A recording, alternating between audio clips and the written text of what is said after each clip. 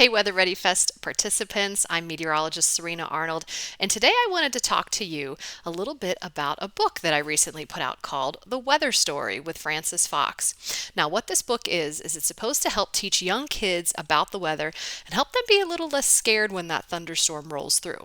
So, what I want to do is actually go through this page by page with you today and give you a little bit of behind the scenes meteorology, a little bit of a deep dive, if you will, into some of the facts that you learn in this book. So let's begin. We are surrounded by air from the ground to the sky. It covers us everywhere and goes very high. Now, our atmosphere it extends down from the surface of the earth almost all the way up to space. We have 4 layers of our atmosphere: tropo, strato, meso, and thermo. The troposphere is the lowest layer of the atmosphere, and that's actually where all our weather occurs.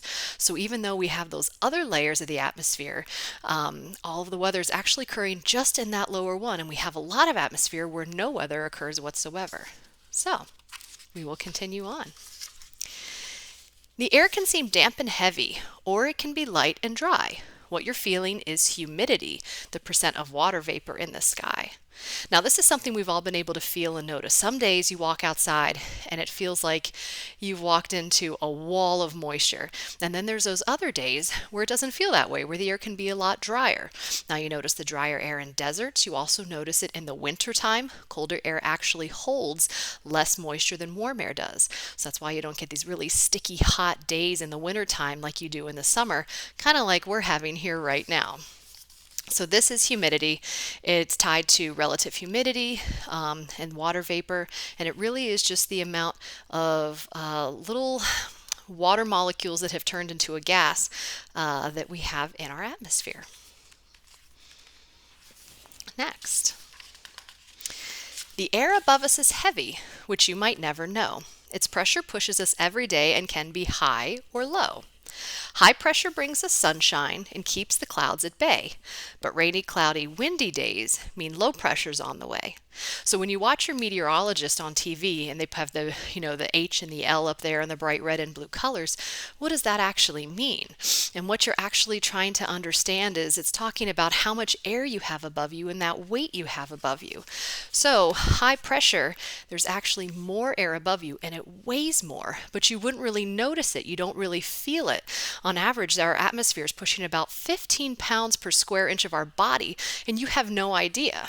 But in high pressure days, we've got a lot of that air over us, and it's also associated with sinking air. The air actually comes together up at the top and pushes down and spreads out when it reaches the ground. This helps to keep clouds away. The opposite happens when you have low pressure days. There's lower amounts of pressure, there's less air over you. The height of that troposphere is actually slightly lower than it is on high pressure days. And this allows things to converge at the surface and rise up, which actually causes clouds and causes rain and precipitation. So, some of the correlations between high and low pressure. Our air is always on the go, moving from high pressure to low. These differences in pressure are what make the wind blow. Now, a lot of people don't realize that the wind is actually caused by pressure differences. There's a lot of other factors that go into the reason as to why it blows the direction it does or how fast. But high and low pressure are basically the reason for our wind. So if we go back to our previous image here, if we have more air above us over here in this column of air and less in this column of air, they're actually trying to balance out. This one's trying to go down and this one's trying to go up, so they actually reach a point of equilibrium. But that's really hard to do. In order for that to happen, air has to move. Air moves from high pressure to low pressure. And so it's another reason why seeing those H's and the L's on the weather map are really helpful, because they help you to understand which directions the wind is going to be moving. So high pressure to low pressure is what causes our winds. In the air, there are clouds. They can be light or shades of gray. The bigger they are, the darker they are, because they block the sun's rays. Now, it's a little hard to see here. You've got cirrus clouds and cirrocumulus and altocumulus clouds. They're up really high and they always look really white. But sometimes we see these big gray clouds, and they can be cumulonimbus clouds. They can be nimbostratus clouds. These cloud types have a lot of rain in them, and they're very, very big and tall. And that doesn't allow the sunlight to come through them. And so there's more water in there, there's more water vapor, the cloud's a lot taller, and so it's filtering out that sunlight.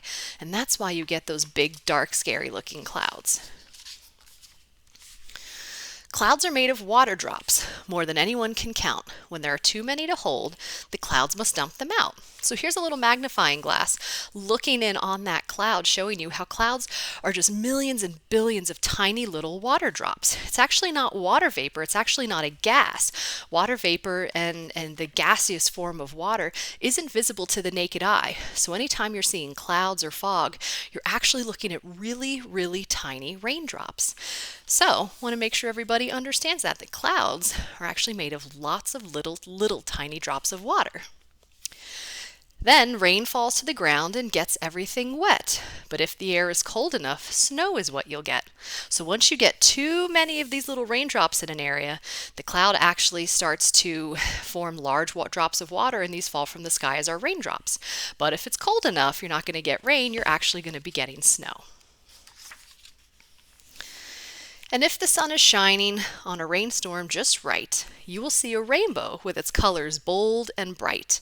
So rainbows are formed by being in just that perfect place where you have a rainstorm or some rain happening in one location, and then you have the sun behind you. So in order to see a rainbow, you need to have it to where it's the rainstorm, you, and then the sun. If you do that and the conditions work and everything, lines up just right, you will get to see that big bright rainbow. And the rainbow you get is just due to the refraction of light and being able to split out white light into various different colors as it goes through these raindrops, and it refracts out all the different colors that you see in the rainbow. Every once in a while, clouds like to go for a jog. They visit us from high in the sky, and they rest on the ground as fog. So that's all that fog is. It's just clouds that are forming much, much lower, not up high like you're used to seeing in the sky, but down low near the ground. And once again, they're not water vapor or a gas, they're actual little water drops, which is why you can see them. Some clouds bring us lightning with flashes big and bright. You should not go outside until the storm is out of sight. Now this is a really important lesson for kids with lightning safety, because obviously when a storm comes in, the first thing they want to do is go out and run in the rain, or maybe not. Maybe your kids are scared of thunder and lightning. It's really important that you should not go outside again until the storm is out of sight. There's a rule out there, it's the 30-30 rule, and that is when you see lightning, you need to listen and hear if there's thunder 30 seconds later. If it's less than 30 seconds, that's not enough. Once you have that 30-second gap, then you wait 30 more minutes before it's safe to go outside. A lot of people don't realize it, but lightning strikes are actually a lot more common coming out behind the back of a thunderstorm than out in the front of it. So there's this really false sense of security that once a storm is passed, you're completely safe. And that's not the case at all. So we want to make sure that we're not going outside to play again until the storm is out of sight, because sometimes the 30-30 rule can be hard to explain to little ones. Thunder is hot expanding air that comes from bolts of lightning. A rumble means they're far away. Close booms and cracks are frightening. Now we've all heard those distant rumbles where we know it's really far away, that the lightning strike occurred quite a distance away. But the closer it is, boy, the louder it can get, and the more it does that big crack. And that can be really, really scary for kids. So I think helping them understand those differences between the sound that thunder can make is really, really helpful. If during a big thunderstorm, balls of ice fall from the sky, that's rain that's turned to hail, frozen drops that formed up high. Now this is an interesting one and is a really technical concept that can be kind of hard to explain to young children.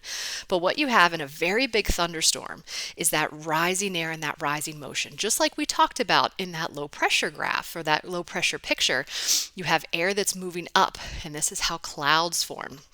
And big enough thunderstorms, those can actually lift raindrops up very, very high past a level where they freeze, and they will fall back down again, and then they'll get lifted back up again. And when they do, they get another layer of ice on them, and then they fall and go back up again. And every trip they take puts another layer of ice on them, which is why some storms have little tiny hail drops and why other storms have really, really big hailstones. So the more trips that hailstorm makes, the bigger it gets and the stronger or more severe that thunderstorm is. And then there are tornadoes, spinning whirly clouds, and a safe place you should go if one is on the ground. Now, tornadoes can definitely be scary, and they're not something that we see in lots of different locations across the U.S., but we do see them from time to time, and they can occur pretty much anywhere in the United States. I think all 50 states have recorded tornadoes at least at some point. And where that safe place is can really, really vary. You notice I didn't say that you're going to go to a basement because not everybody has basements. Where I live in New Hampshire right now, I don't have a basement. So I have to look at interior rooms, bathrooms, under stairwells or under staircases, things like that. So try to understand where your safe place is and make sure that your kids understand that that is a safe place. You want it away from windows and you want it to be interior if you can, but obviously not, no two homes are the same. And so you have to look and see where your safest place is going to be. After a storm passes, it may feel cold or hot. This is called the temperature. Will you need a coat or not? And that's really the best way for kids to understand temperature is by understanding what they wear. If you're cold, you put a sweater on or you put a jacket. Are you wearing short sleeves today or long sleeves today? So the premise of understanding, the temperature and how warm or how cold it is probably one of the easiest weather parameters for young kids to get. So whether they want to put their coat on, it may be a different story, but if they need it, then we understand why. The weather is all around us and changes every day. It can make us happy, sad, scared, or glad, but it will continue on its way. Now there's a lot going on in this picture here. So what we're actually showing is the high pressure and the sunshine, the lack of clouds, how that troposphere above us is higher, and then we see it dip down to where it's lower, where you have low pressure, and it dips down and then continues back up again. The wind is blowing in towards the low pressure. We have a thunderstorm and we have some lightning. We even have a little tornado spinning in there. The main lesson here is that it never stays around for long. It's constantly changing.